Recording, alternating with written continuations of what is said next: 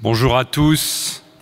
C'est l'aspect européen du forum de bioéthique que nous allons aborder, et comme cette crise concerne tous les pays d'Europe, les regards européens sur le temps de crise que nous vivons sont particulièrement importants, et je remercie infiniment Laurence Lvov d'avoir participé à l'élaboration de cette table ronde. Laurence Lvov était au début du Forum européen, même avant, et il y avait déjà au Conseil de l'Europe une volonté de rendre la bioéthique accessible au grand public, et c'était Laurence Lvov qui s'en occupait à l'époque. Et bien entendu, quand l'idée est née de créer le Forum européen de bioéthique, elle a été parmi les premières à s'y investir.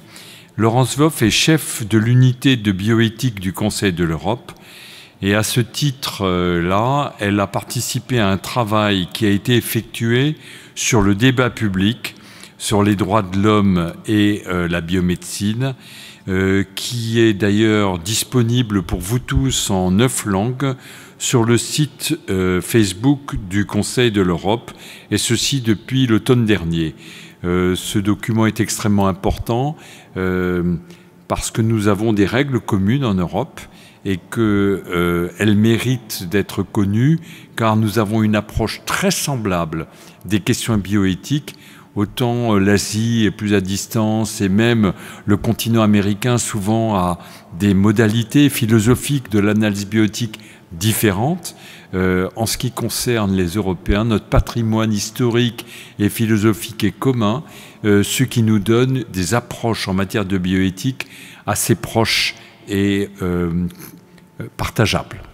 Je donne la parole à Laurence Lvov pour vous présenter le thème et vous présenter ses invités. Laurence, tu as la parole.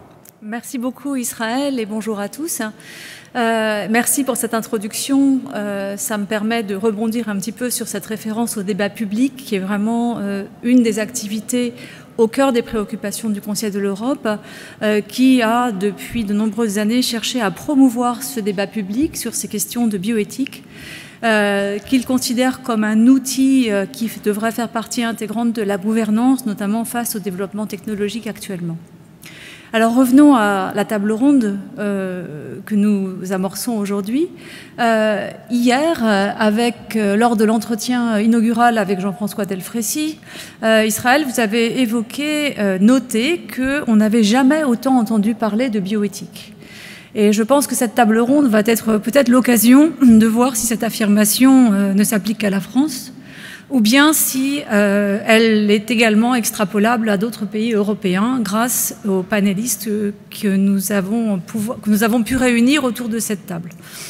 Effectivement, nous sommes confrontés dans l'ensemble de l'Europe, mais également dans le monde dans son ensemble, à une pandémie qui a eu des conséquences parfois dramatiques, à la fois pour les individus et pour nos sociétés. Les gouvernements, non seulement en France, mais également dans d'autres pays, ont été poussés et continuent à être poussés à faire des choix difficiles, parfois controversés, sur les mesures à prendre. Les systèmes de santé ont été et continuent à être, d'un pays à l'autre, soumis à des contraintes extrêmes. Les professionnels de santé confrontés à des situations particulièrement complexes, dans un contexte de ressources rares. D'un pays à l'autre, bien évidemment, la situation a été particulièrement aiguë à différents moments, et on le constate encore actuellement. Mais le trait commun, c'est la persistance des incertitudes pour tous, même si les vaccins constituent effectivement un outil, une arme supplémentaire essentielle dans la lutte contre la pandémie. Depuis février 2020, les chercheurs, les médecins, les politiques également, ont été très présents dans les médias. Mais il semble que la nécessité d'une approche pluridisciplinaire se soit peu à peu imposée face aux difficultés soulevées par la crise sanitaire, y compris dans la définition des stratégies mises en place dans ce contexte. La pluridisciplinarité face aux enjeux pour l'homme des développements dans le domaine biomédical, c'est exactement la définition de la bioéthique. À l'échelle européenne, que ce soit à travers des autosaisines ou bien des réponses à des demandes gouvernementales, on a constaté un accroissement sensible de l'activité des instances éthiques. Que peut-on dire de la bioéthique dans ces temps de crise et de sa place dans les réponses à apporter dans la gestion de cette pandémie? Quel constat peut-on formuler de l'expérience dans différents pays d'Europe et quelles leçons pourrait-on en tirer pour l'avenir? Voici les questions que je me propose d'aborder avec les participants à cette table ronde. Je tiens à les remercier. C'est une table ronde virtuelle. Ils sont autour d'une table virtuelle, mais pour autant bien présents. Ils représentent des comités d'éthique de 4 pays européens différents. Et je commencerai tout d'abord par Florence Kemax, qui est professeure de philosophie à l'Université de Liège et présidente du comité consultatif de bioéthique de Belgique. Christiane Drummel, ensuite, est titulaire de la chaire de l'UNESCO en bioéthique de l'Université de Vienne et présidente de la commission de bioéthique d'Autriche. Brigitte Konz est, elle, présidente du tribunal d'arrondissement de Diekirch, représentante du Luxembourg au sein du comité directeur pour les droits de l'homme du Conseil de l'Europe et membre de la Commission nationale d'éthique du Luxembourg. Et enfin, le local ou la locale de l'étape, si je puis m'exprimer ainsi, Karine Lefeuvre, qui est docteur en droit privé et professeure à l'École des hautes études en santé publique et vice-présidente du Comité consultatif national d'éthique en France. Merci à toutes les 4 d'avoir accepté cette invitation à partager votre expérience et vos réflexions dans le cadre de cette table ronde. Je vous propose de séparer ce débat en 2 phases. Tout d'abord, une première phase sur le constat et puis une deuxième phase sur les leçons à tirer. Première phase sur le constat. Quelle a été la place de la bioéthique dans la gestion de la pandémie jusqu'à présent dans vos pays? Avez-vous constaté une évolution à cet égard? De même que quel a été le rôle des instances éthiques, des comités d'éthique ou commissions d'éthique auxquelles vous appartenez? Et est-ce que ce rôle a changé? Et je vais vous proposer, à tour de rôle, dans une période à peu près de 7 minutes, d'intervenir sur la base de votre expérience nationale, en suivant l'ordre alphabétique et en invitant tout d'abord Florence Kemax, la présidente du comité d'éthique de Belgique, à intervenir sur ce premier jeu de questions et le constat que l'on peut tirer de la situation actuelle. Florence Kemax, vous avez la parole. Merci beaucoup. Merci beaucoup pour cet accueil, de me donner la parole. Je suis très heureuse d'être parmi vous aujourd'hui et de donner en quelques mots ce que je vois depuis la perspective du petit pays qu'est la Belgique. Je suis effectivement membre présidente du comité consultatif de bioéthique de Belgique, qui est un organe qui a été créé en 1993 et qui résulte d'un accord de coopération entre régions et communautés, donc qui ne dépend pas du gouvernement fédéral, qui a une autonomie, mais qui est là pour conseiller entre autres les pouvoirs politiques et le monde des soignants. Alors, je voudrais dire d'abord, en guise de précaution, qu'il est difficile d'avoir une vue d'ensemble sur le débat ou la conversation publique aujourd'hui. Donc se prononcer sur la place de la bioéthique, c'est un défi, dans la mesure où, me semble-t-il, la conversation publique se déroule dans différentes sphères ou dans différents lieux. Alors il y a bien sûr la presse traditionnelle, qui est celle que je fréquente le plus souvent, la télévision, que je ne fréquente guère, les médias online, que je fréquente également, et les médias sociaux sur lesquels je ne suis pas.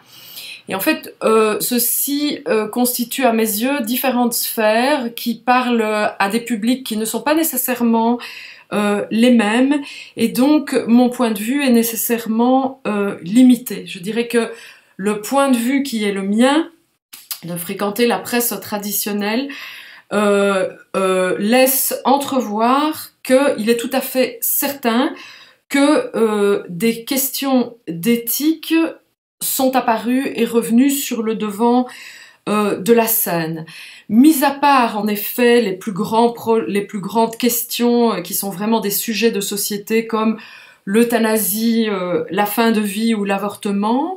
Les questions éthiques liées à la santé ou à l'exercice de la médecine ou aux sciences biomédicales restent généralement relativement confinées dans les sphères de l'expertise. Il est incontestable que dans le contexte de cette crise, certaines questions éthiques ont acquis une visibilité sans précédent et c'est une chose tout à fait heureuse. Alors, je voudrais parler en particulier des deux grands points qui ont été objets de préoccupation à la fois des comités experts et du débat public. La première question, me semble-t-il, a été celle de l'accès aux soins dans le contexte de pénurie ou de pénurie potentielle. Et en particulier, l'accès aux soins des personnes âgées qui vivent en maison de retraite médicalisée. Et la deuxième question, c'est évidemment le cas en Belgique, mais également ailleurs, me semble-t-il. La deuxième question est celle de la priorisation dans la distribution ou l'allocation des vaccins. C'est une question qui s'est posée à tous les gouvernements, à toutes les instances qui étaient contraintes et chargées de planifier la distribution. Et pour cela, il s'agissait de définir non seulement des objectifs de santé publique, des objectifs sanitaires, mais de savoir finalement à quelle valeur nous étions attachés qui permettait de planifier ou d'orienter cette planification dans un sens ou dans un autre.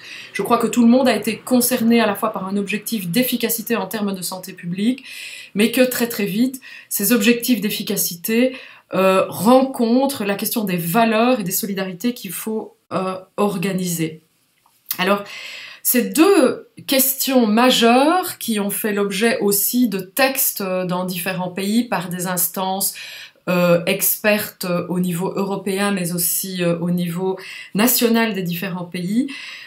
Évidemment, ces deux questions, ce qui est intéressant, c'est de constater qu'elles se recoupent sur deux points. Le premier est celui de l'allocation des biens de santé et donc des questions d'égalité qui se posent dans toutes les crises. En réalité, ce sont des valeurs fondamentales de nos systèmes de soins de santé qui sont ici en jeu. Et on observe que si elles étaient en jeu dans l'accès aux soins des personnes âgées, notamment des soins intensifs à l'hôpital, ce sont des questions qui se posent même quand il n'y a pas encore de pénurie à proprement parler.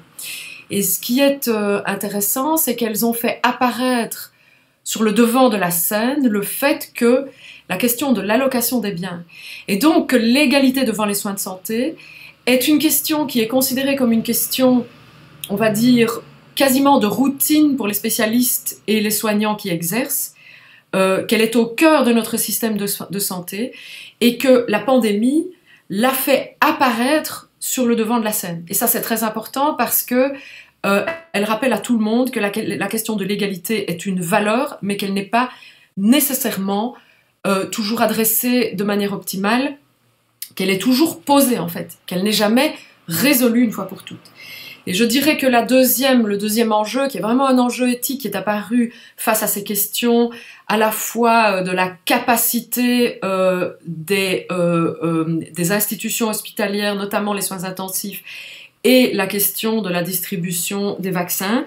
La deuxième question qu'elle fait apparaître est celle du type de solidarité que l'on peut organiser pour répondre, on pourrait dire, à la solidarité sanitaire des corps dans une épidémie. C'est-à-dire que nous sommes tous concernés, nous sommes tous liés, et dans cette liaison problématique de tous nos corps par l'épidémie, le fait que nous sommes tous exposés, quoique de manière différente et différentielle, quel genre de solidarité peut-on organiser dans les réponses? Voilà. Et je crois que ces deux points ont été adressés de manière très large, qu'ils ont reçu une visibilité très large. Ce sont des questions qui sont relativement familières aux soignants dans le quotidien de leur profession, mais qui sont redevenus en quelque sorte des questions publiques dans la situation exceptionnelle que nous connaissons. Et pour une raison évidente, c'est que si les questions éthiques peuvent en quelque sorte tourner dans des cercles restreints en temps ordinaire, parce que lorsqu'on parle des maladies rares, la plupart des gens, par définition, ne se sentent pas concernés. Quand il est question de l'avortement, toute une frange de la population ne se sent pas concernée. Ce sont surtout les femmes, ou les femmes en âge de procréer, mais pas nécessairement les femmes plus âgées, etc., etc.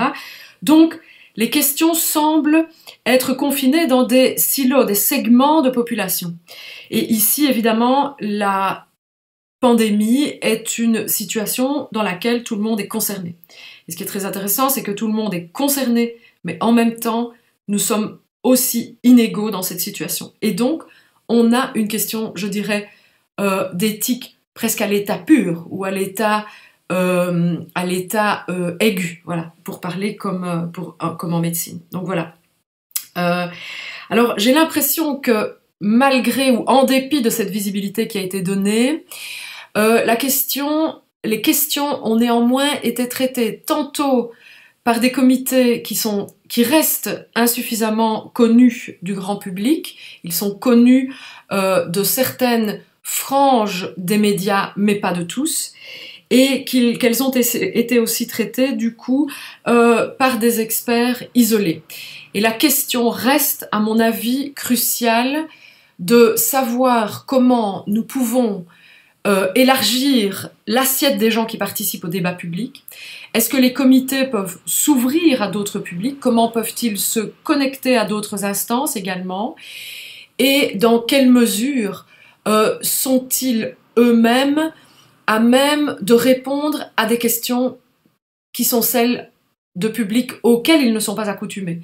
C'est-à-dire que nous avons l'habitude de parler à des experts, nous parlons à des pairs qui parlent notre langage, mais nous ne sommes pas toujours armés, équipés, tant en termes intellectuels que de vocabulaire, de rhétorique ou de moyens techniques ou de moyens de communication pour rendre notre réflexion accessible à tout un chacun. Et je pense qu'il est souhaitable, aujourd'hui, la pandémie nous met devant cette obligation, je pense qu'il est nécessaire d'organiser autrement peut-être cette communication.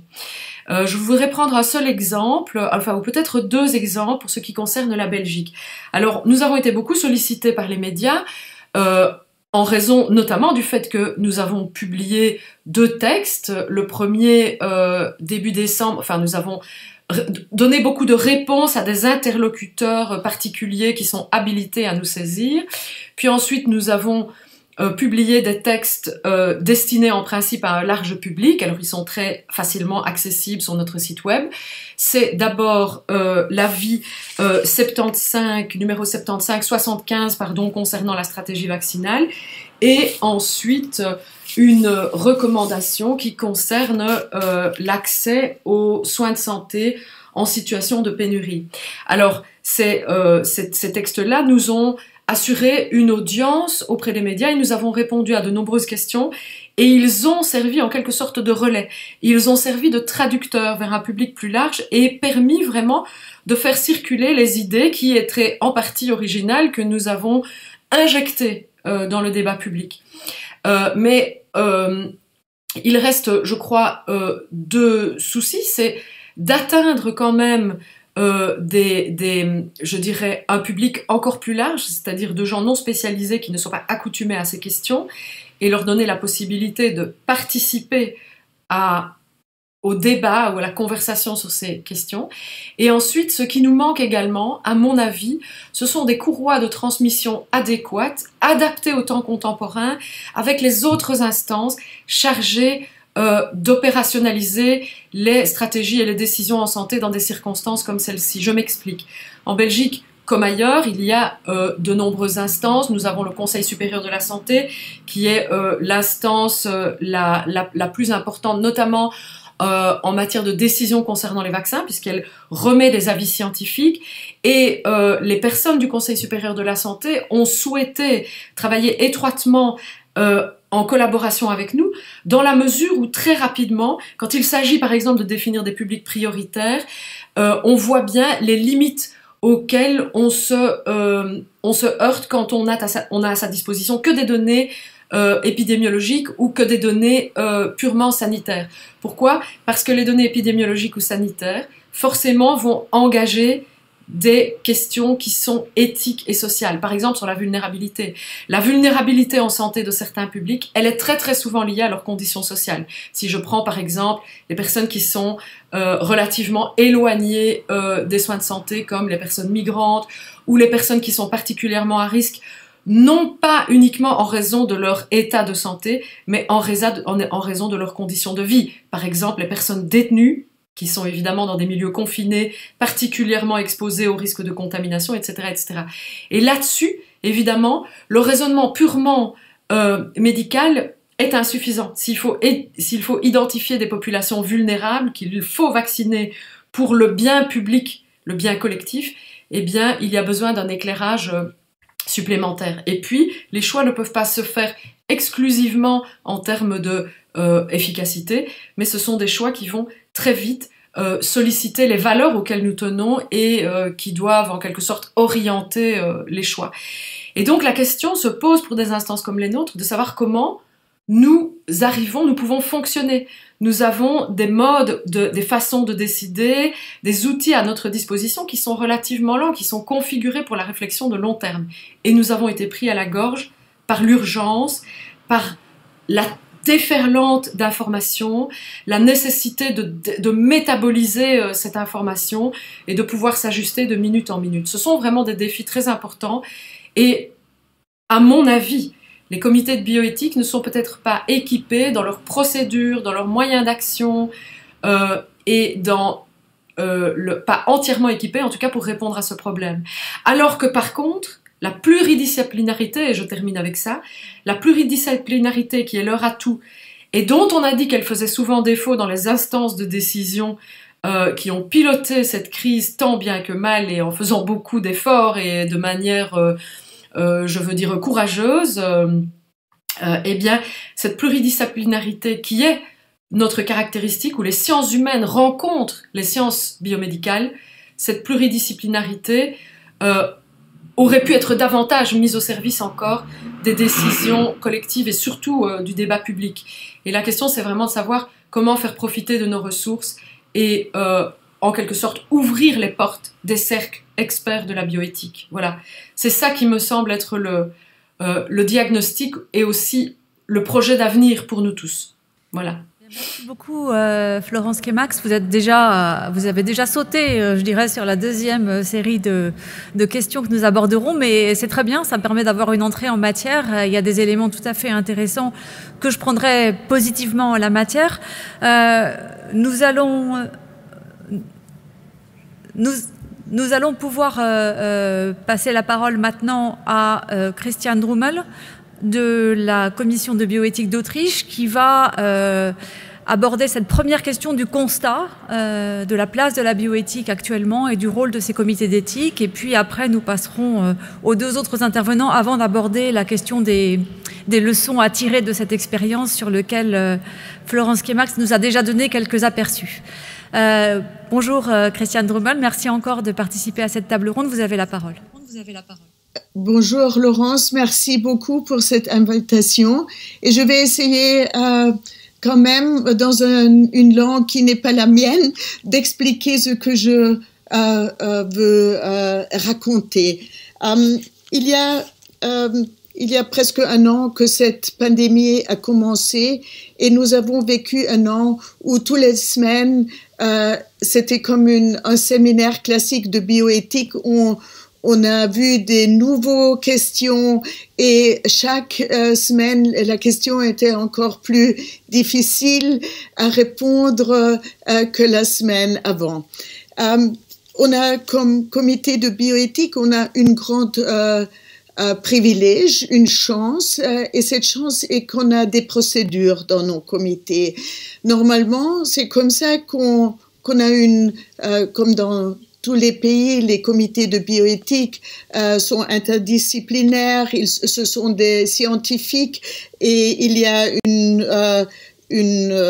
nombre de à peu près entre 15 et disons 30 personnes.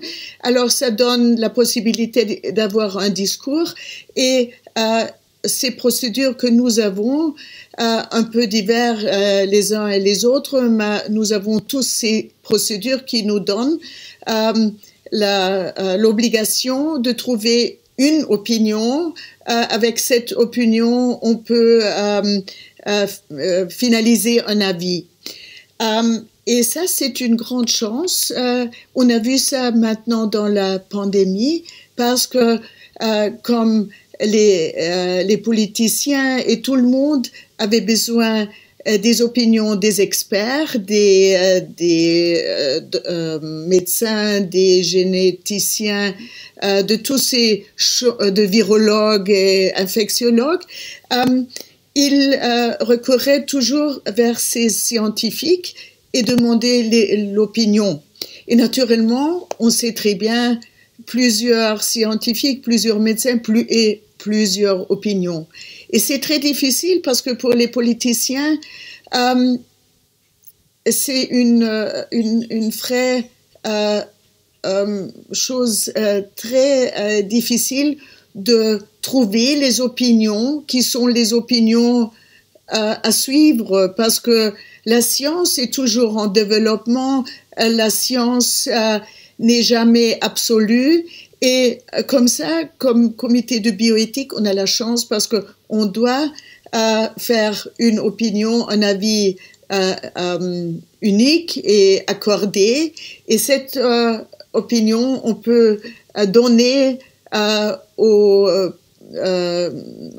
gouvernement, au chancelier, à tous les gens qui ont besoin ces avis pour agir parce que on peut seulement agir dans ces temps-là avec une base scientifique juste parce que toutes les mesures qu'on prend pour couper d'une certaine manière les libertés fondamentales doivent avoir une base pour justifier ces mesures. Et je crois on a seulement vu dans ces jours-là qu'il y a une différence phénoménale entre les groupes ou les individus de scientifiques, des virologues, des infectiologues, des mathématiciens et un groupe politic advising body comme un comité. Alors ça, c'était une chose que j'ai seulement vu de très clair ces mois passés. Et nous avons, pour finir ça, pour ne pas être trop longue, comme comité de bioéthique, nous sommes un comité directement pour le chancelier d'Autriche. Nous avons finalisé 5 avis. Le premier avis était un avis dans la situation de pénurie dans les potentielles pénuries potentielles dans les soins intensifs, un document sur le triage, quelles raisons peut-on avoir et quelles décisions peut-on prendre si on doit faire un triage. C'était déjà en mars qu'on a finalisé ça parce qu'on a vu la situation en Italie et aussi chez vous près de Strasbourg. Alors ça nous semblait nécessaire et le moment où on a finalisé ça, la situation est devenue beaucoup plus facile parce que les nombres étaient très bas. Mais puis on a fait encore 4 autres avis, 2 autres encore sur les vaccinations, un sur la priorisation des vaccins comme la collègue de Belgique et aussi on a fait un avis sur le contact tracing, sur la situation du contact tracing avec une application sur le téléphone mobile. Oui, je crois que c'est pour le moment c'est tout ce que je peux vous dire et je vous remercie pour l'attention.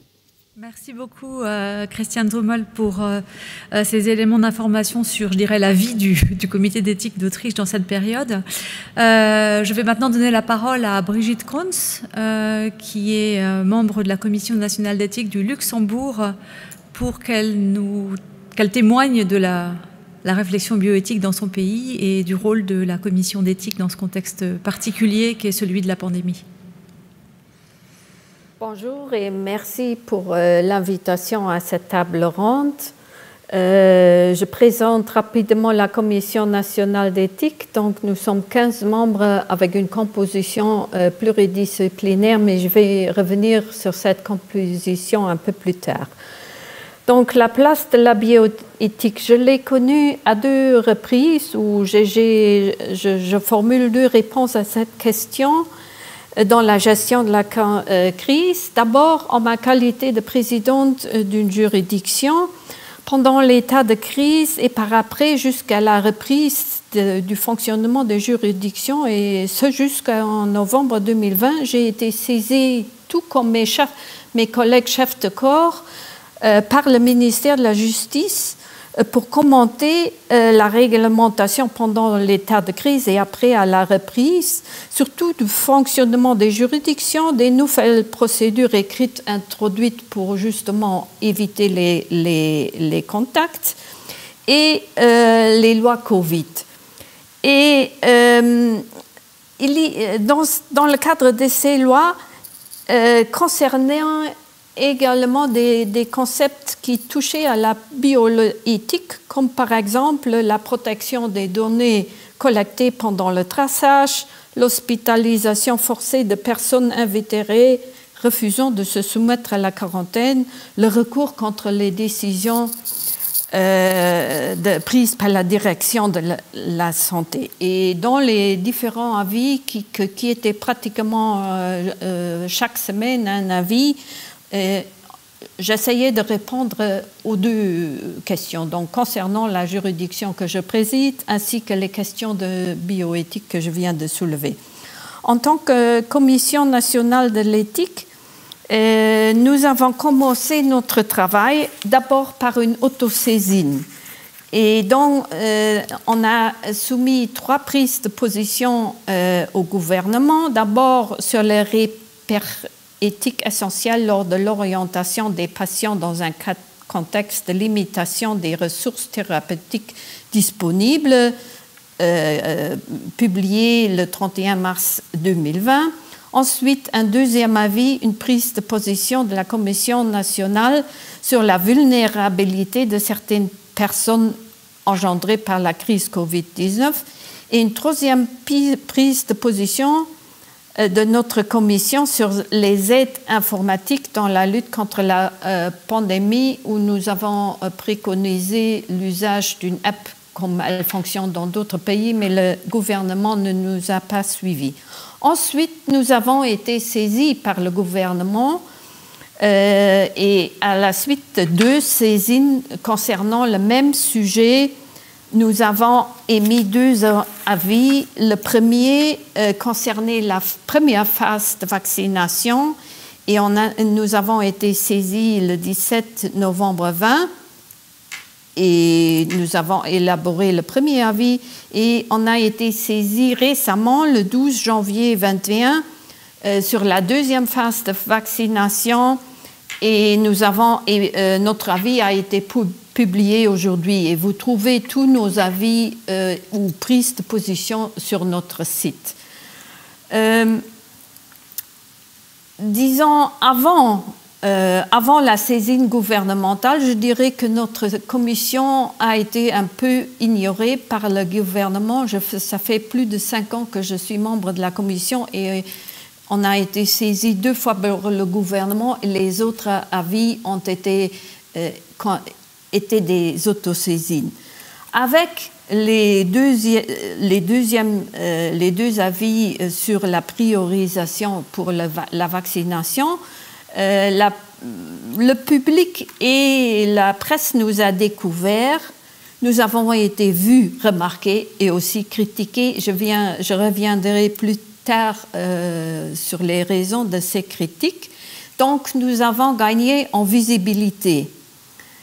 Et je crois qu'il y a eu une prise de conscience chez les décideurs politiques des questions éthiques qui se posent et des réponses peut-être qu'ils devraient solliciter à notre commission, sinon à d'autres experts, pour les choix difficiles qu'ils doivent opérer.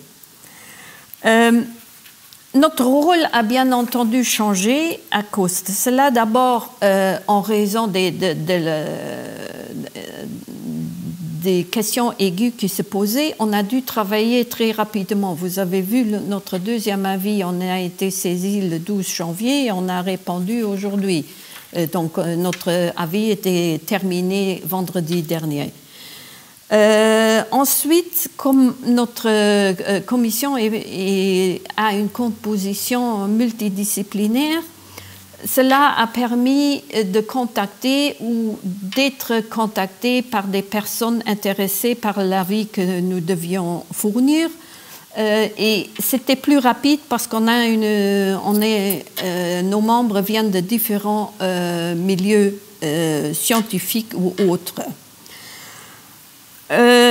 Cependant, et je dirais, ça c'est le constat que je fais, nos réponses aux questions posées et les principes éthiques qui nous ont guidés dans nos réponses, ce sont des principes éthiques qui ont déjà été évoqués par les autres collègues, donc connus de tout le monde, on ne les a pas inventés, mais on était d'accord à ne pas vouloir opérer les choix en lieu et place du pouvoir politique, et on était d'avis que c'est à eux de prendre les décisions, pas à nous, mais en développant les principes éthiques sur lesquels on a fondé nos avis, on a donné quand même une orientation.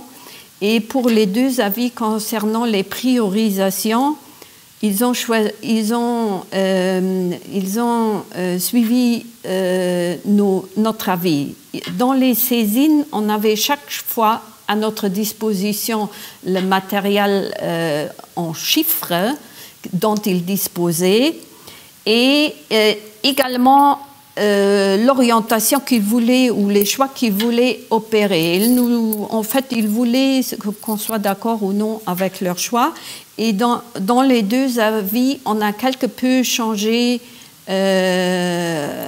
d'opinion et ils ont suivi, je vais expliquer un peu plus tard cela. Un de notre grand problème était qu'on n'avait pas le droit de publier la saisine, les questions posées et les chiffres qui accompagnaient la saisine. Et pour cette raison, on a été critiqué parce qu'on ne pouvait pas expliciter nos choix par rapport aux chiffres qui accompagnaient et aux annexes qui accompagnaient notre saisine.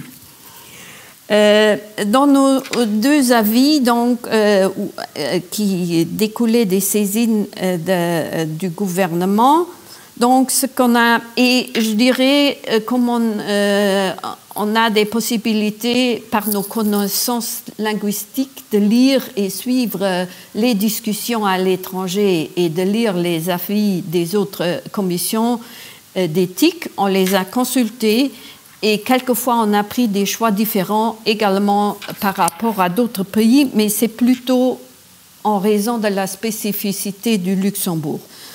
Donc, par exemple, pour la phase 1, qui concernait le premier avis, on a dit qu'il fallait prioriser le personnel médical et des soins dans les hôpitaux et les structures des maisons de soins et de retraite, et par après, les occupants de ces maisons de retraite et de soins. justement pour préserver le cordon sanitaire, et ensuite seulement les personnes vivant dans ces structures seraient vaccinées.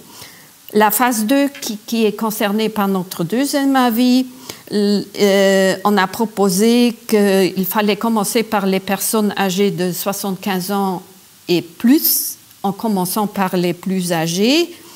Et ensuite, on a proposé de vacciner les personnes à haute vulnérabilité, et cela quel que soit leur âge. Donc, enfants ou jeunes, et le gouvernement a également suivi cette proposition, et ce sera un comité de maladies infectieuses ensemble avec le corps médical qui va définir les maladies et les personnes qui peuvent être considérées comme personnes à haute vulnérabilité. Bon, j'ai dit qu'on n'a pas suivi toujours les avis dans d'autres pays. Je dirais les données sont différentes. On a 600 000 habitants avec 200 000 frontaliers journaliers qui viennent travailler au Luxembourg. Peut-être maintenant avec le télétravail un peu moins, mais normalement, en période normale. Et donc, une des questions qu'on a inclus dans nos avis était la question, est-ce que les personnes frontalières, est-ce qu'ils seront vaccinés chez nous ou chez eux? Et là, pour la phase 1, pour le personnel médical et de soins qui travaille chez nous, on a décidé qu'ils seraient inclus. Pour les autres phases, on a proposé que, comme les doses de vaccins qui ne sont toujours pas suffisantes, sont limitées, qu'on allait d'abord vacciner les résidents, quelle que soit leur nationalité, vivant au Luxembourg, et si on dispose d'assez de doses de vaccination, alors les frontaliers pourraient également être vaccinés chez nous, respectivement. De toute façon, selon les phases prévues dans leur pays, ils peuvent être vaccinés également chez eux. Brigitte, bon, je me permets de vous interrompre simplement parce que le temps est un petit peu restreint pour nous. Si on veut aborder ensuite la question des leçons à tirer, peut-être ce sera l'occasion de revenir un petit peu sur l'expérience du comité d'éthique luxembourgeois. Je vous invite peut-être à conclure cette première partie pour après revenir avec nous et qu'on puisse permettre à Karine Lefeuvre de nous rejoindre également. Oui. Merci beaucoup. Donc, une des questions posées était également le lien avec le public. Je crois que les questions bioéthiques, le public ne s'est pas posé, je dirais avant la pandémie, beaucoup de questions sur la bioéthique, mais je crois qu'il y a eu une prise de conscience, mais il faudra, et je pense que c'est peut-être également pour les leçons à tirer, profiter de la prise de conscience, par exemple, par rapport au pouvoir des dépendances vis-à-vis des entreprises pharmaceutiques, la solidarité nationale et internationale, les choix difficiles à opérer, respectivement les rôles des organisations internationales comme l'Union européenne dans le cadre des commandes groupées. Et il faudra garder cet intérêt du public pour ces questions.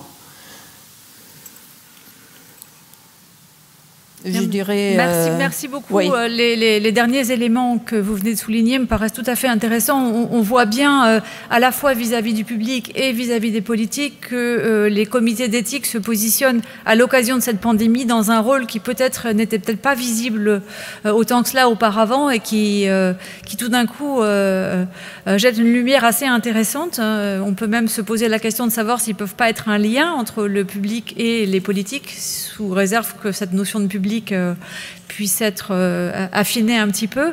J'invite maintenant la dernière intervenante de cette table ronde à s'exprimer sur ce constat que l'on fait actuellement à l'occasion de cette crise sur la place de la bioéthique et le rôle des comités nationaux d'éthique. Karine Lefeuvre pour la France, si vous êtes en ligne. Parfait. Bonjour. Je suis en ligne. Bonjour, est-ce que vous m'entendez bien? Parfaitement bien. C'est bon? Oui. Écoutez, merci aux organisateurs du Forum européen de bioéthique de cette invitation, et j'ai écouté avec beaucoup d'attention les trois interventions précédentes, toutes féminines, hein, j'ai pu remarquer. La première chose peut-être que je voudrais dire, c'est que pour le Comité consultatif national d'éthique français, un bref rappel, c'est une instance qui a été créée par le président de la République, ce qui est un signe fort, en tout cas d'un point de vue politique, en 1983 par François Mitterrand, et nous sommes 40 membres. Le CCNE est présidé par Jean-François Delfraissy, que vous avez pu entendre hier lors de sa conférence à 18h, et donc Jean-François Delfraissy qui a été appelé à la présidence du Conseil scientifique auprès d'Emmanuel Macron, du coup transmis la mission de piloter ce CCNE en tant que vice-présidente pendant en tout cas entre le mois de mars et le mois de juillet. Je peux donc vous témoigner d'une activité extrêmement dense du Comité national d'éthique français, avec une première remarque et une première observation tout à fait intéressante, c'est le fait qu'on a été saisi à 4 reprises, donc une activité dense et un degré de saisine forte directement donc par le ministre des Solidarités et de la Santé, également une fois par le Conseil scientifique, et nous nous sommes autosaisis, et ça c'est sans doute, pour rebondir déjà sur certaines remarques qui ont été faites par les 3 autres membres des comités éthiques européens, c'est le fait qu'on a été très sensible en fait aux remontées de terrain, notamment des professionnels de santé, des usagers, des familles, via des cellules éthiques de soutien au niveau territorial, j'y reviendrai. Et du coup, on a aussi été dans notre rôle d'autosaisine pour alerter à la fois le Premier ministre et le ministre de la Santé de certaines problématiques. Alors, donc, on peut dire que l'éthique, c'est, en tout cas de mon point de vue et de celui de l'ensemble des membres de CCNE, l'éthique, c'est vraiment ancré davantage dans le processus de décision politique pendant ces 2 premières vagues, avec, on va dire que les saisines ont scandé en fait les différentes étapes de la crise sanitaire qui n'est pas terminée, mais on a eu dès le 13 mars un premier avis rendu sur les enjeux éthiques lors du confinement, et puis plus tard des enjeux éthiques lors du déconfinement alors qu'on pensait s'en sortir, et puis ensuite une saisine sur la question du tri et de l'accès aux soins pour tous, et le dernier avis qu'on a rendu sur saisine du ministre, c'est sur la politique vaccinale. Ça, c'est vraiment un point commun avec les autres comités européens. Nous nous sommes aussi autosaisis sur la question de la vulnérabilité dans un bulletin de veille, très vite, dès le mois de mars. Et nous avons été saisis, c'est un avis, il me semble, très important par rapport aux valeurs qu'il promeut, sur la question du confinement généralisé ou pas des personnes âgées dans les EHPAD, c'est-à-dire les institutions pour personnes âgées, et les unités de soins de longue durée. Voilà. Donc ça, c'est vraiment le premier constat qu'on peut faire, une activité extrêmement dense du point de vue des saisines. Parallèlement, toutes les questions liées entre l'éthique et le numérique ont été traitées par un autre comité qui est hébergé au sein du CCNE, qui est le Comité national pilote d'éthique du numérique, et qui a embrassé toute une série de problématiques, notamment sur les usages bien sûr du numérique pendant cette crise, l'application et le contact tracing, mais bien d'autres questions encore, et tout cela vous le retrouvez sur le site du CCNE. La question qui s'est posée à travers toutes ces saisines, c'est une question très intéressante, c'est la question de l'indépendance en fait des instances éthiques vis-à-vis du pouvoir politique. Finalement, on a vu circuler dans les réseaux sociaux ou dans des articles ou dans des médias la question de est-ce que c'est le rôle du Comité national d'éthique de se positionner alors qu'il est saisi par le ministre de la Santé, est-ce que finalement il est vraiment si indépendant que cela? Ça, c'est vraiment très intéressant et nous avons considéré que nous restions indépendants, mais qu'il était de notre devoir de répondre, même en bousculant très profondément nos habitudes de travail habituelles, puisqu'un avis, en principe, dure plusieurs mois, parfois même une année, et que là, il a fallu répondre très rapidement, parfois dans l'urgence. Voilà. Ce qui pose la question de l'éthique de l'urgence, mais là encore, il nous a semblé important, absolument nécessaire de s'adapter. Alors, pour ne pas être trop longue, j'ai envie de dire que les principales thématiques qui ont traversé ces avis, ça a été la question de la responsabilité individuelle et collective, la question de la confiance, et d'ailleurs, on pourrait peut-être résumer par l'intitulé de l'avis du 23 mai sur les enjeux éthiques lors du déconfinement, 2 points, responsabilité, solidarité, confiance. Je pense que derrière ces 3 mots, il y a beaucoup de problématiques qui ont traversé en fait toute cette période depuis mars 2020. Ça a déjà été souligné, mais dès le début, on a beaucoup insisté sur la nécessité d'ancrer davantage la réflexion éthique au plus proche des territoires. Et donc, phénomène intéressant, dans le premier avis du 13 mars, on avait proposé qu'il y ait des cellules éthiques de soutien et en fait, cette proposition, cette recommandation a été suivie des faits très rapidement.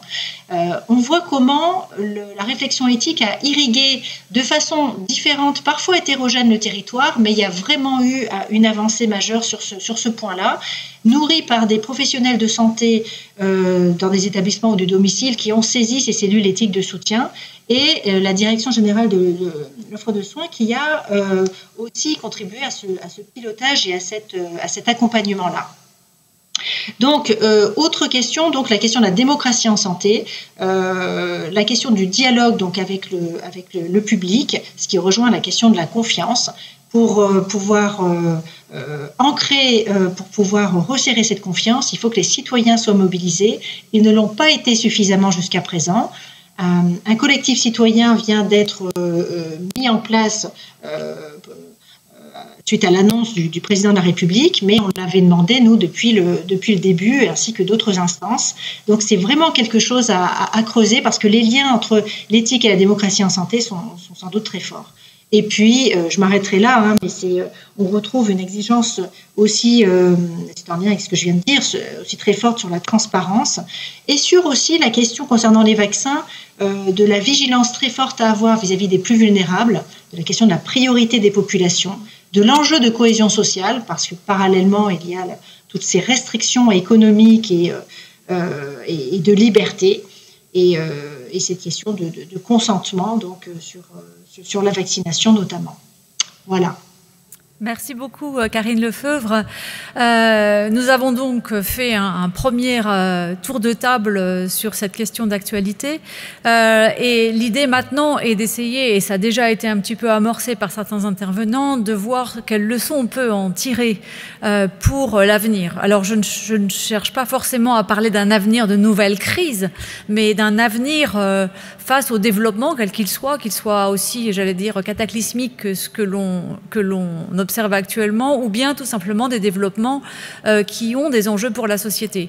Et ce qui me frappe dans les interventions qui ont eu lieu, c'est qu'à la fois on voit un axe de lien avec le public, et Florence Kemax a d'ailleurs évoqué le fait qu'il y avait peut-être une réflexion à avoir sur l'ouverture à un autre public, comment toucher un autre public de la part des comités nationaux d'éthique, et en même temps à l'égard des politiques, où on voit bien que les éléments communs qui ont été soulignés par les 4 intervenantes, c'est la sollicitation par les décideurs des comités d'éthique. Donc les comités d'éthique se retrouvent un peu à une place centrale. Est-ce que ces structures peuvent aussi avoir un rôle de lien entre le public et les décideurs politiques? Et j'en viens à la question qui me paraît importante peut-être à évoquer dans cette dernière partie de table ronde. Est-ce qu'il y a un rôle pour les instances éthiques dans ce lien entre la science, ou en tout cas dans son sens large, les décideurs politiques et la société. Est-ce que l'expérience actuelle de cette évolution, je dirais, de la place de la bioéthique peut être avant-coureur d'une évolution à cet égard, dans quelque chose qui effectivement, pour moi, semble mettre en exergue l'importance de la confiance, de la transparence, et puis qui a été l'occasion, me semble-t-il, d'illustrer de façon tout à fait concrète les articulations qu'il peut y avoir entre l'individu et ses droits, la notion de solidarité et la notion de responsabilité. Alors on pourrait faire une autre table ronde là-dessus, y compris sur la question d'égalité et d'équité, mais je reviens encore une fois à ce rôle des comités nationaux d'éthique et à la bioéthique dans cette articulation que l'on voit nécessaire, et ce dialogue public et ce lien avec les décideurs politiques. Donc je vais vous inviter à tour de rôle à nouveau, je vais reprendre le même ordre en commençant par Florence Quémax pour intervenir assez brièvement parce que le temps nous est compté, il est important de laisser aussi un petit peu de temps pour les questions des personnes qui suivent ce débat. Donc brièvement, à tour de rôle, intervenir un peu sur cette question des leçons à tirer et de l'avenir en la matière. Florence Quémax. Oui, je pense que ce qui a été dit sur le positionnement, sur la position des comités d'éthique est vraiment très très important. Une position de relais entre les politiques et les publics.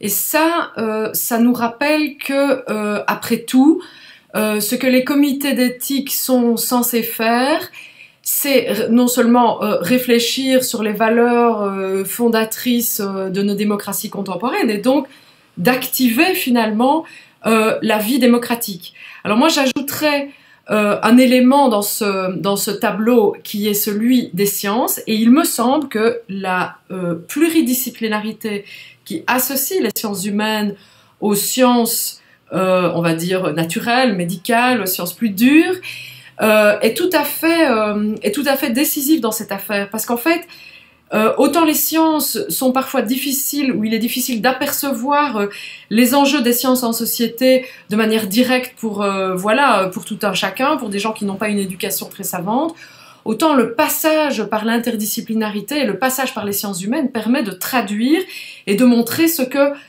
les sciences et les connaissances font et peuvent pour la société vers où il ou elle nous embarque. Donc je pense que c'est vraiment très important et qu'à cet égard, les comités d'éthique ont non seulement un rôle à jouer dans l'animation du débat public, mais en quelque sorte dans la traduction des enjeux de société qui sont dans nos sciences et dans nos connaissances. Et je pense que ça pose une question essentielle, c'est de la position effectivement qu'on occupe alors vis-à-vis des gouvernements. Ça a été évoqué, nous sommes saisis, mais quand nous sommes saisis, c'est parfois pour déplacer sur nous ou nous demander de donner des réponses que nous ne pouvons pas donner.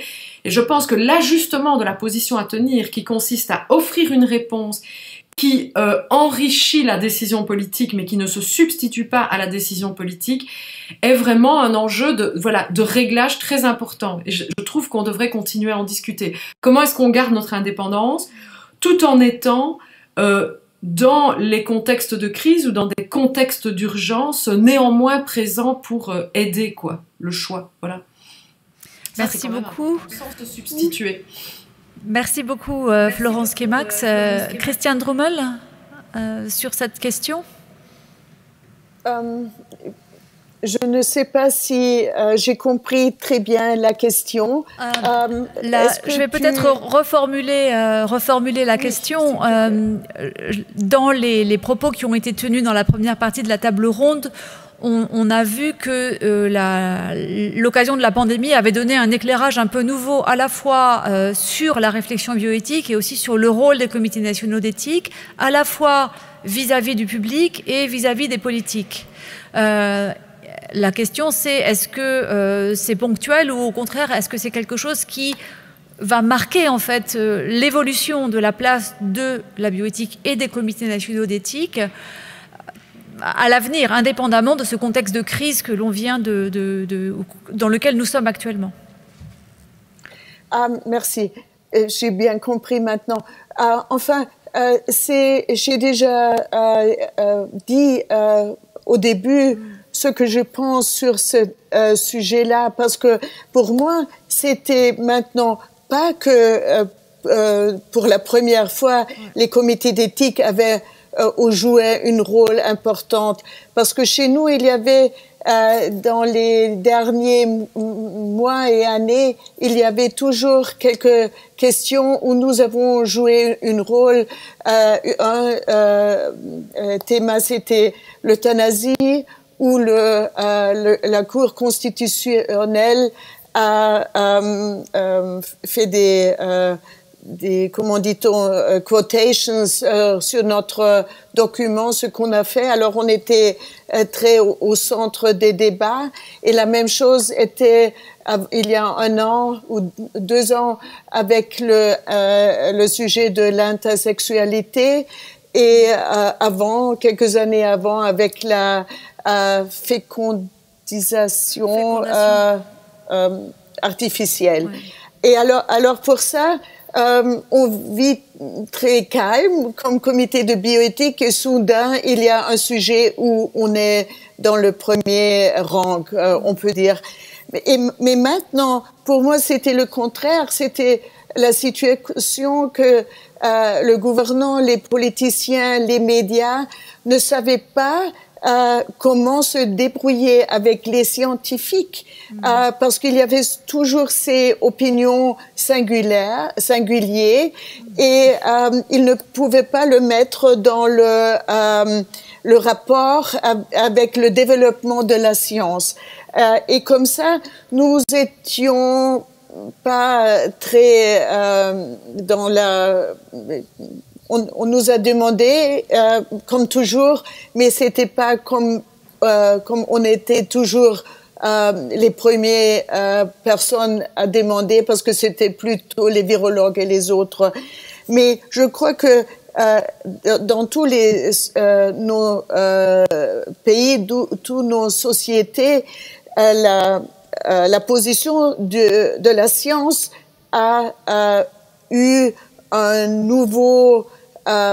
des nouveaux aspects, une nouvelle importance. Et ça, c'était très intéressant si on regarde ça d'une manière procédurale, d'une manière intellectuelle, d'une manière de la transformation des opinions dans le quotidien.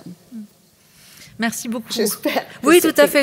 C'est vraiment tout à fait intéressant. En tout cas, je trouve que la complémentarité aussi, je pense qu'il y a peut-être des expériences d'un pays à l'autre qui sont aussi contextuelles par rapport à les relations qui étaient déjà en place entre les comités d'éthique, les politiques, le public, etc.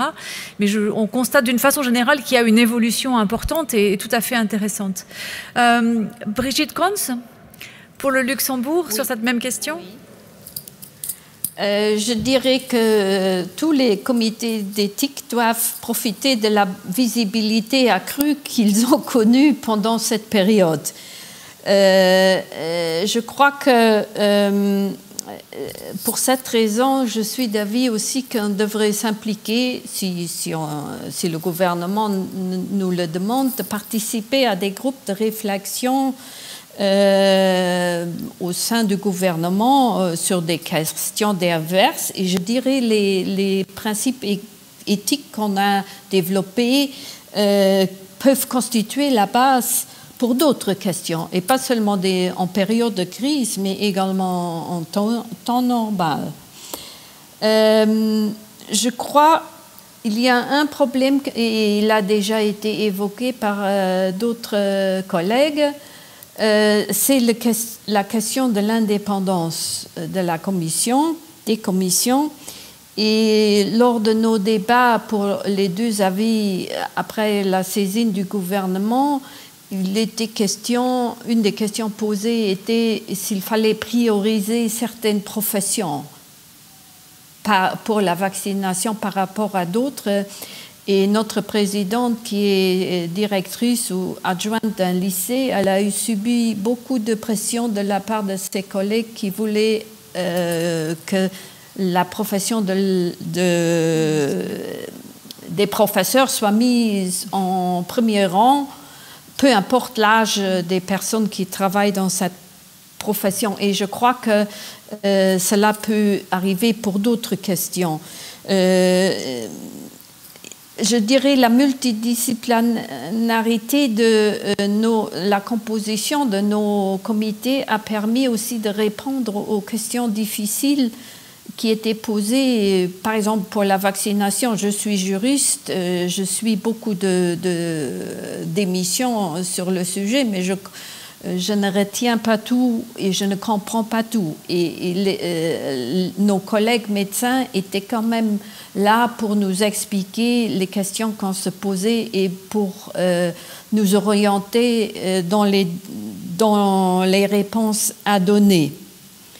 Je crois, et je l'ai déjà évoqué dans ma dernière intervention, et je vais passer rapidement sur cela qui me semble important, il faut que nous profitions de l'attention du public sur les questions. Mais si je lis nos avis et les vôtres, notre langage est quand même scientifique, difficile, et je pense qu'il est essentiel qu'on puisse trouver un moyen pour véhiculer nos messages et les questions éthiques qui concernent tout le monde, peu importe l'éducation que la personne concernée du public a eue, pour qu'elle comprenne les messages et les questions importantes. Et je dirais, et je terminerai sur cela, que le public a été conscient sur le changement climatique, sur la dépendance des pays vis-à-vis de l'étranger pour la fourniture des masques, le vaccin, la dépendance vis-à-vis des pharmaceutiques, sur la solidarité nationale et internationale, par exemple pour l'approvisionnement des doses de vaccins. Et je crois qu'on doit essayer, pas les comités d'éthique seuls, mais d'autres intervenants, pour garder l'intérêt du public sur ces questions. Merci. Merci beaucoup, Brigitte. C'est tout à fait intéressant cette question de la vulgarisation, parce qu'on sent qu'il y a à la fois les comités d'éthique qui, en fait, se font un petit peu le relais de questionnement d'impact sur la société et, en même temps, doivent aussi travailler à la transmission de leur propre avis. On revient, je dirais, presque à cette contribution au dialogue public qui nous paraît si importante dans le contexte actuel. Karine Lefeuvre, sur cette leçon à tirer et sur la place des comités d'éthique dans ce dialogue public, justement. Oui, alors 7 ou plutôt ces leçons peut-être à tirer. Je vois quatre points. Le premier, je rejoins complètement ce qui a été dit sur le fait qu'il faut qu'on profite de cette plus grande visibilité et qu'on la poursuive. Alors, ce qui est intéressant en tout cas dans ce qui se profile en France, c'est que le projet de loi bioéthique prévoit le rôle d'animation du Comité national d'éthique des débats publics en région chaque année. Donc il y a ce lien en fait assez fort et ça va être le challenge de travailler avec les espaces régionaux pour aller au plus près du territoire et continuer d'alimenter cela. C'est intéressant parce que quand même cette période de crise sanitaire et d'implication du Comité national français et des espaces régionaux s'est inscrit dans la suite de 2018 des États généraux de la bioéthique. Donc voilà, le hasard a fait les choses, mais en tout cas, c'est pas anodin. La deuxième remarque, c'est que finalement, et c'est en lien avec la première, ça doit permettre de faire de la réflexion éthique un réflexe à tous les niveaux, pour les populations en général et pour les professionnels de la santé également. Parce que cette leçon de la crise, c'est vraiment la question du sens qui a été posée à tous les niveaux. La troisième remarque, c'est sur le lien entre la science, les décideurs et les politiques. C'est vrai que quelqu'un a dit tout à l'heure que les sciences humaines et sociales n'avaient pas été suffisamment impliquées. Et au niveau du CCNE, là, on lance toute une réflexion sur les questions d'éthique et de santé publique. Il y aurait sans doute quelque chose à faire au niveau européen sur ces questions-là, parce qu'on voit bien qu'il y a des enjeux de prévention, de promotion de la santé et donc d'implication des citoyens qui mériteraient d'être davantage creusés de façon coordonnée. Et puis la quatrième remarque, c'est justement l'enjeu de se fédérer au niveau européen sur ces questions-là. Alors, il y a plusieurs niveaux. On voit bien que les comités scientifiques sont très liés, que l'OMS lui-même, au niveau international, a coordonné ses représentants sur les questions d'éthique, notamment sur le vaccin. Au niveau européen, on travaille avec le CCNE de chaque année de façon un peu plus étroite avec le comité allemand et le comité belge. On pourrait imaginer d'étendre et de faire profiter cette réflexion aux autres comités. Et enfin, on envisage dans le cadre de la future présidence française de la Commission européenne en 2022 d'organiser un forum justement européen sur ces questions-là, sur les premières leçons à tirer de la crise. Les premières, ou en tout cas les leçons à tirer. Merci beaucoup. J'avais gardé une petite question qui en fait fait un petit peu écho à ce que vous venez de dire, parce que hier, Jean-François Delfraissy soulignait toutes les interactions au niveau international qu'il y avait eu entre scientifiques, en quelque sorte épidémiologistes, virologues, etc. Et en fait, je voulais vous poser la question de l'intérêt d'une coopération entre les comités nationaux d'éthique. Alors, il y a certaines formes qui existent déjà, mais je me posais la question de savoir si vous pensez que la pandémie est l'occasion justement de renforcer un petit peu ces liens au niveau international entre les structures éthiques nationales. Très brièvement, avant qu'on passe peut-être aux questions des auditeurs, si vous avez une petite réflexion sur cette question-là, éventuellement l'une ou l'autre. Est-ce qu'il y a une personne qui veut prendre la parole? Peut-être Florence, oui, Florence Quémax. Oui, bien volontiers. Moi, je trouve que cette séance est très instructive. Nous savons que nous avons beaucoup d'affinités, que nos comités se ressemblent, sont établis grosso modo sur les mêmes bases, les mêmes principes éthiques et politiques, et en même temps, les réalités nationales diffèrent. La Belgique a l'euthanasie, d'autres pays n'ont pas ce cadre légal. Et je pense qu'à un niveau international, prendre la mesure des réalités, et notamment ce qui concerne la pandémie, c'est-à-dire des réalités démographiques, populationnelles, etc., est vraiment très intéressant parce que ça nous permet de comprendre comment on prend certaines décisions. Donc moi, je plaiderais beaucoup pour ça, parce que je crois que les décisions éthiques ne peuvent pas faire abstraction des réalités très, très concrètes, matérielles, qui sont celles des populations, de comment elles vivent, urbaines, pas urbaines, rurales, de leur structure de santé, etc. Donc je pense que ça serait vraiment nécessaire. Merci beaucoup. Brigitte Krons, je crois, vous vouliez prendre la parole sur cette question, rapidement? Oui, oui, rapidement. Je voulais dire que au vu de l'urgence et de la rapidité que nous avions de répondre aux différentes questions, je soutiens totalement ce qui vient d'être dit. Il était impossible de se consulter et on se bornait à lire les avis. Mais je crois que cette coopération internationale entre les comités et même pour les structures internationales pour gérer des pandémies est très importante. Merci beaucoup. Karine ou Christiane, vous souhaitez rapidement Peut-être juste dire un mot sur le fait de l'intérêt de cette coopération européenne et internationale, parce que, en tout cas, dans le cadre de cette crise sanitaire, même s'il y a des distinctions de population, de taille, de pourcentage, effectivement, de population atteinte selon les pays, il y a quand même beaucoup de questions communes, notamment sur des choix politiques. Et d'essayer de comprendre ce qui a guidé vers certains choix ou pas d'autres, ou d'autres, ça serait vraiment extrêmement instructif. Voilà, me semble-t-il, pour comprendre justement comment faire ancrer davantage, donc c'est ce que j'ai dit tout à l'heure, l'éthique, et comment l'éthique peut aider justement dans ce processus de décision politique. Merci beaucoup, Christiane, vous êtes déjà impliquée au niveau international. Peut-être un dernier remarque à ce sujet? Oui, merci. À part de cette saison de la pandémie, on vit comme comité de bioéthique une vie internationale. Il y a régulièrement les réunions des comités d'éthique de l'Europe qui s'appelle NEC Forum. Il y a aussi des programme, ce qu'on a tous, chacun. Nous avons des régulières réunions une fois par an avec les Suisses et les Allemands, les comités du langue allemande.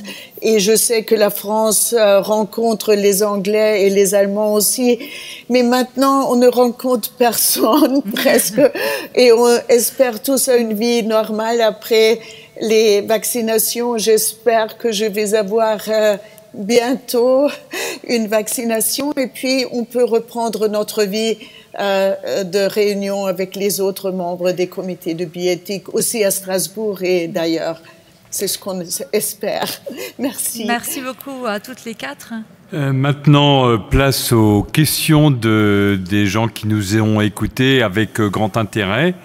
Et donc, place aux questions.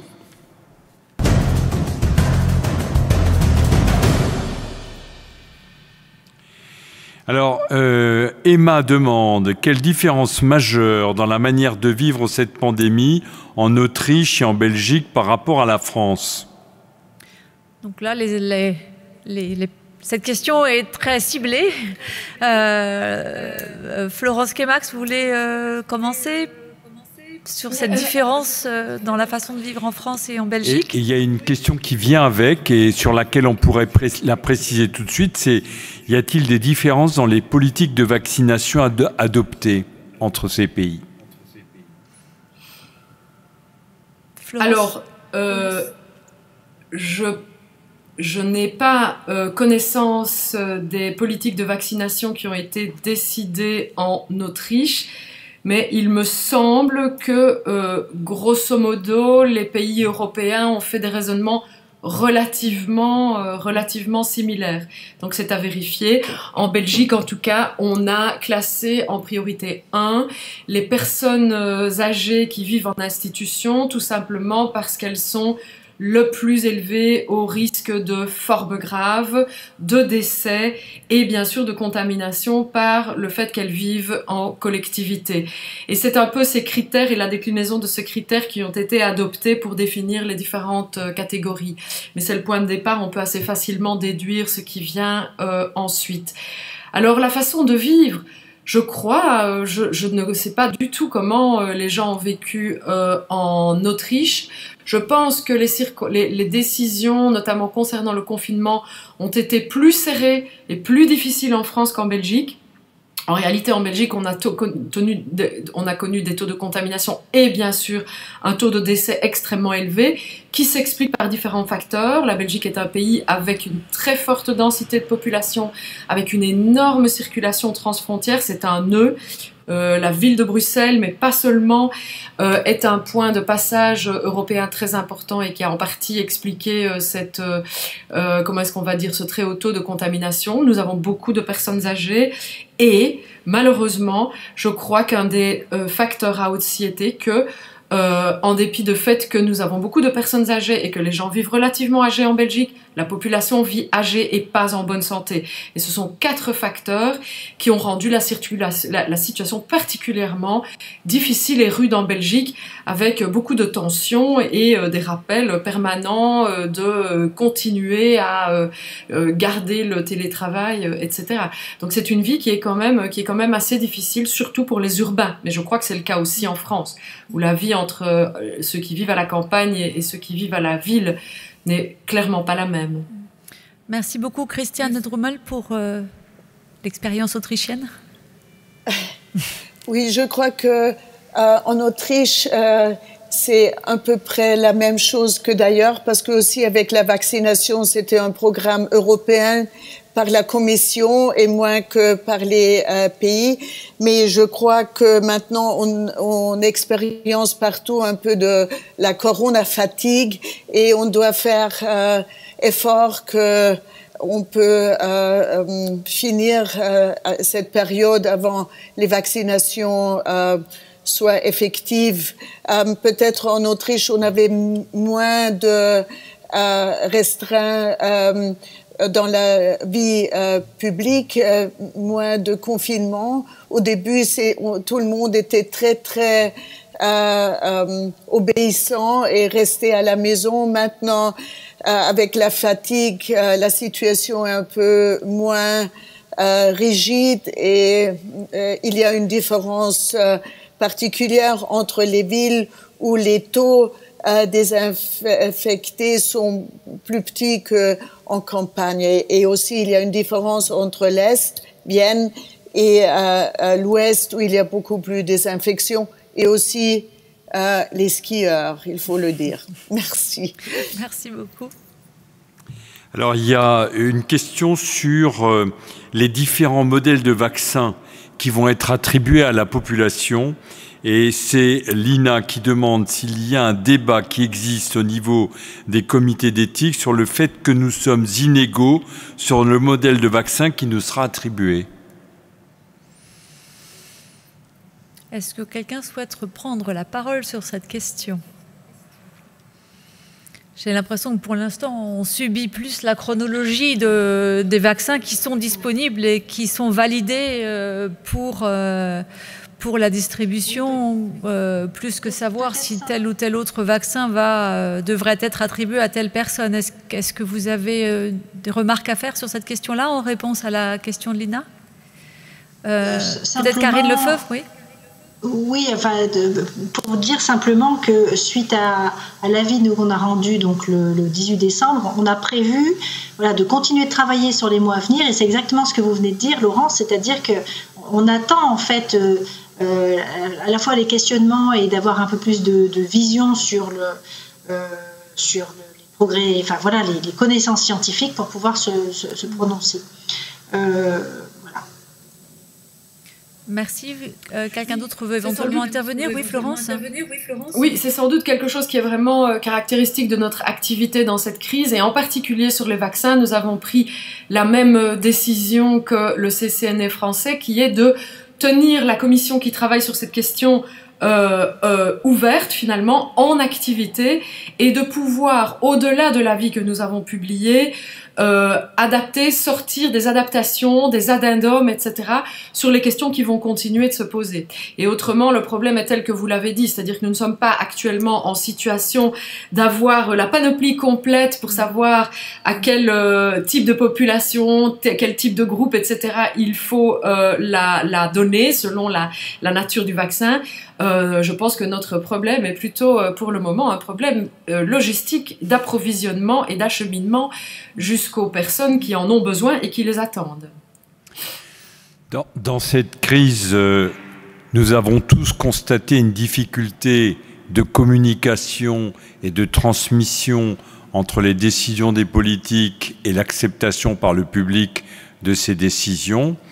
De votre point de vue, est-ce que les prises de position des comités d'éthique, et vous avez dit que chacun de vos pays ont eu des prises de position publiques de leur comité d'éthique, est-ce que ces prises de position, vous avez l'impression qu'elles ont amélioré l'acceptation du public de ces décisions ? Brigitte Kantz ? Oui, je dirais, je l'avais déjà invoqué avant, comme on n'avait pas le droit de publier les saisines avec les annexes, donc parfois nos décisions ou nos orientations ont été mal comprises, et on a essayé pendant la conférence de presse à clarifier mais et on est en train de demander si pour la prochaine saisine on pourra utiliser les chiffres, mais je crois que c'était des chiffres, et dans chacune de nos prises de position, on a invité le gouvernement à faire une communication transparente, facilement compréhensible au public, mais je crois qu'il y a des chiffres, surtout comme c'est une navigation à vue pour tout le monde. Je crois qu'il est difficile de publier des chiffres qui peuvent varier demain quant aux questions importantes qui se posent. Merci beaucoup. Je crois que Karine Lefebvre voulait prendre la parole, ensuite Florence Kemax. Oui, très rapidement, pour dire que alors de notre côté, le ministre de la Santé et de Solidarité a cité assez régulièrement, au moment de prendre des décisions, le CCNE quand il avait été saisi au moment où on rendait des avis.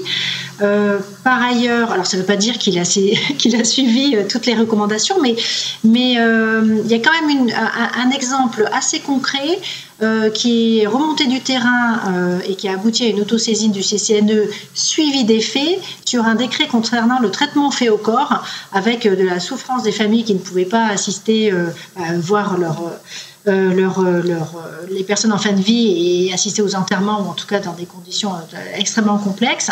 Et notre prise de position a permis effectivement, entre autres, de modifier le décret. Donc, pour répondre à cette question, sur certains points, oui, ça a eu un impact. Autre impact qui continue, c'est sur le rappel de ce qu'on avait, des principes que l'on a réaffirmés avec force, de proportion, d'adéquation des mesures, notamment dans les EHPAD, c'est-à-dire les établissements qui accueillent des personnes âgées, sur ce confinement où on s'est aperçu qu'il y avait des pratiques très hétérogènes et parfois disproportionnées. Donc, on a eu des retours, en tout cas, de pratiques qui ont été modifiées, même s'il y a encore des progrès à faire. Merci beaucoup. Florence Kemax ? Oui, je voudrais mettre une épingle ici, parce qu'il me semble que, en tout cas, je m'exprime personnellement, mais il me semble que les comités d'éthique n'ont pas vocation à faire accepter les décisions des gouvernements. En revanche, je crois que l'interdisciplinarité qui les caractérise et le niveau de discours auquel les comités d'éthique se placent, c'est-à-dire faire penser le rôle, comment est-ce qu'on pourrait dire, l'effet et le rôle des sciences en société, donner du sens, dire à quoi telle ou telle décision peut être arrimée à un objectif de solidarité, à un objectif d'égalité. C'est ce qui permet de créer du sens. Et je pense qu'en créant du sens, on donne des outils pour que toutes les personnes concernées, éventuellement le public dans sa totalité, puissent s'approprier des décisions qui peuvent avoir l'air lointaines, relativement techniques et dont le sens est obscur.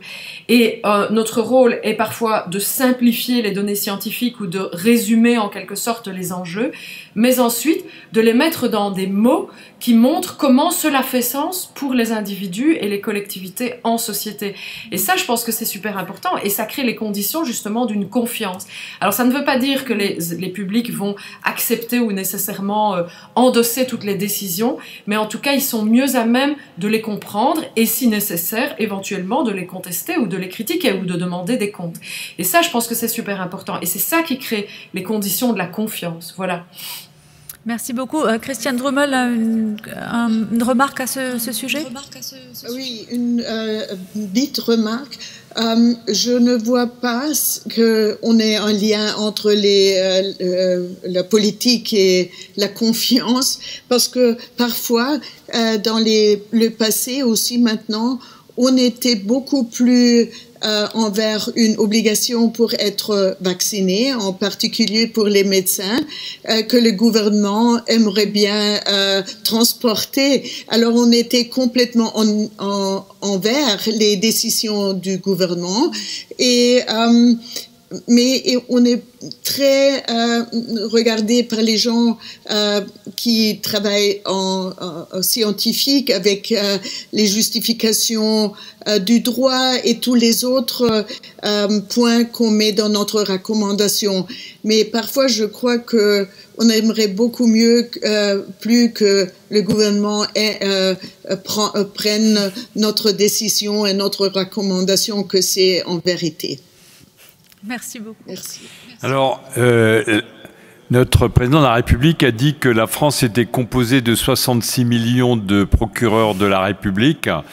J'ajouterais volontiers qu'il y a 66 millions d'épidémiologistes, mais aussi 66 millions de virologues.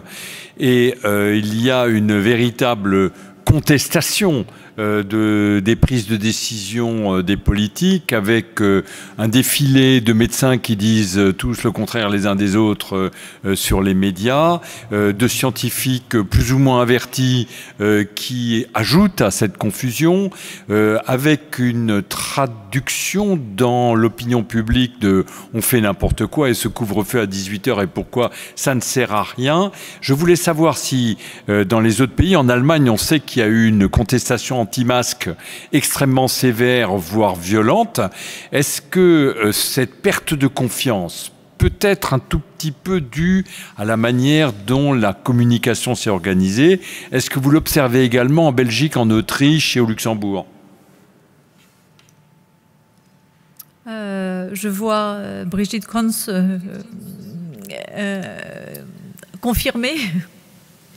Oui, je dirais on a eu une petite révolte des restaurateurs et des propriétaires de bars.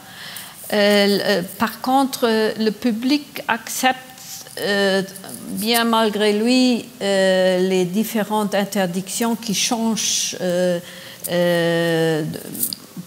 par mois, je dirais, qui ne comprend pas toutes les décisions, mais je crois que notre ministre de la Santé et notre Premier ministre, ils essayent quand même d'expliquer.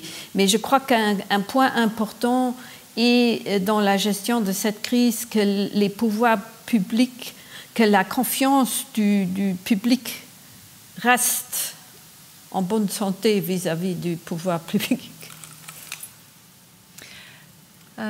Christiane Drummel. Oui, merci. Je crois que c'est aussi un problème des théories de conspiration, fake news et tout ça. Mais ça existait déjà au XVIIIe siècle et avant, contre les mesures en particulier médicales d'État. Mais naturellement, nous avons toute comme société une grande obligation de remettre la confiance et en particulier éviter toutes ces théories de conspiration. Mais je ne crois pas que la bioéthique seule puisse faire ça. Merci. Florence Kemax, est-ce que la bioéthique peut y contribuer? Moi, j'ai le sentiment que oui, et à condition, à mon avis, qu'elle mette en place des... Comment est-ce qu'on va dire? Justement, des conditions d'interaction horizontale. Je vais prendre un exemple. J'ai eu l'occasion à plusieurs reprises de participer à des discussions qui ont été organisées par un corps professionnel très particulier qui est en Wallonie, donc en Belgique francophone, la Fédération des maisons médicales, qui est un ensemble d'acteurs qui pratiquent la médecine générale selon on pourrait dire des modes d'action et d'accès au public un peu différents de la médecine générale chez les médecins indépendants. Et pourquoi avait-il besoin de débats et de discussions? Précisément parce qu'ils ont identifié, vu qu'ils ont une connexion assez importante de professionnels, ils se connaissent mutuellement, il y avait des discussions qui étaient en train de rouler sur allons-nous ou pas conseiller à nos usagers de nous vacciner, parce que nombre de professionnels dans ce secteur avaient des doutes ou étaient hésitants.